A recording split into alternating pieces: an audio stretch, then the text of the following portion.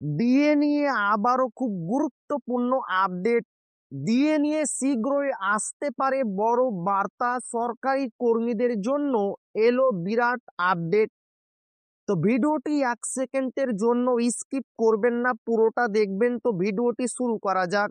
আর আপনি যদি আমাদের চ্যানেলের নতুন দর্শক হয়ে থাকেন এবং চ্যানেলকে সাবস্ক্রাইব না করে থাকেন, তো অবশ্যই চ্যানেলকে সাবস্ক্রাইব করবেন এবং আমাদের পাশে থাকবেন। তো প্রথমে দেখেন, ডিএ নিয়ে শীঘ্রই আসতে পারে বড় বার্তা, সরকারি কর্মীদের জন্য এলো বড় আপডেট। ডিএ নিয়ে বাংলায় বিতর্কের অন্ত নেই।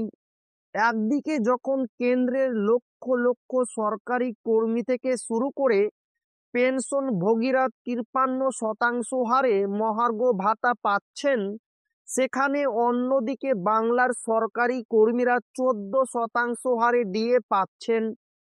ফলে এই হিসেব দেখে যে কারোর মাথা ঘুরে যেতে পারে। এদিকে মাসের পর মাস ধরে রাজ্যের হাজার হাজার সরকারি কর্মী বকেয়া ও কেন্দ্রীয় হারে ডিএ বৃদ্ধির দাবিতে সরকারের বিরুদ্ধে বিক্ষোভ দেখাচ্ছেন। তারপরেও কিছুতেই কিছু যেন হচ্ছে না, বরং উল্টে সকলের ক্ষোভ আরো বাড়ছে। তবে এসবের মাঝেই বাংলার ডিএ নিয়ে প্রকাশ্যে এলো বিরাট আপডেট, যা আপনারও জেনে রাখা জরুরি। বাংলার ডিএ নিয়ে বড় আপডেট।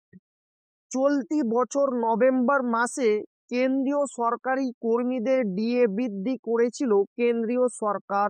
এরপর কেন্দ্রের দেখাদেখি দেশের বেশ কিছু অন্য রাজ্য সরকারও নিজেদের কর্মীদের এক ধাক্কায় ডিএ অনেকটাই বাড়িয়ে দিয়েছিল। কিন্তু বাংলা সরকারি কর্মীদের কপাল এখনো খুলেনি। স্বাভাবিক রাজ্যের ভূমিকা নিয়ে প্রশ্ন তুলতে শুরু করেছেন সরকারি কর্মীরা।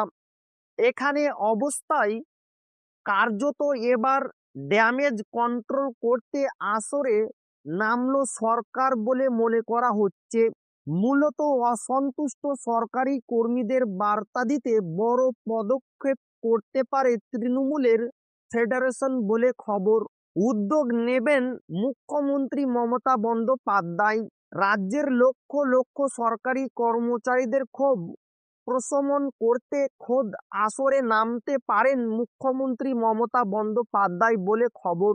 এক রিপোর্ট অনুযায়ী তৃণমূল কংগ্রেস সমর্থিত কর্মচারী ফেডারেশন শীঘ্রই একটি সভা করতে চাইছে। সব থেকে বড় কথা, সেই সভাতে স্বয়ং মুখ্যমন্ত্রী মমতা বন্দ্যোপাধ্যায়কে হাজির করতে চাইছে তারা। আর এর জন্যে সংগঠনের তরফ থেকে উদ্যোগী হয়েছেন মন্ত্রী মানস ভুঁইয়া নিজে। এই সভায় থাকার বিষয়ে মমতা বন্দ্যোপাধ্যায় সবুজ সংকেত দিলেই এর প্রস্তুতি শুরু করে দেবে তারা। উল্লেখ্য, তৃণমূল কর্মচারী ফেডারেশনের সদস্য সংখ্যা 2,48,000। এই সংখ্যা আরো বাড়াতে ইতিমধ্যেই সদস্য সংগ্রহ অভিযান শুরু করেছেন তারা। তো এই ছিল ডিএ নিয়ে খুব গুরুত্বপূর্ণ আপডেট, যা আপনাদের মাঝে শেয়ার করলাম। তো ভিডিওটি ভালো লাগলে অবশ্যই আপনার বন্ধুদের শেয়ার করবেন, যাতে তাদেরও উপকার হয়। আর আপনি যদি এখনো আমাদের চ্যানেলকে সাবস্ক্রাইব না করে থাকেন, তো অবশ্যই চ্যানেলকে সাবস্ক্রাইব করবেন এবং আমাদের পাশে থাকবেন। তো আবারও দেখা হবে ডিএ রিলেটেড খুব গুরুত্বপূর্ণ ভিডিওতে।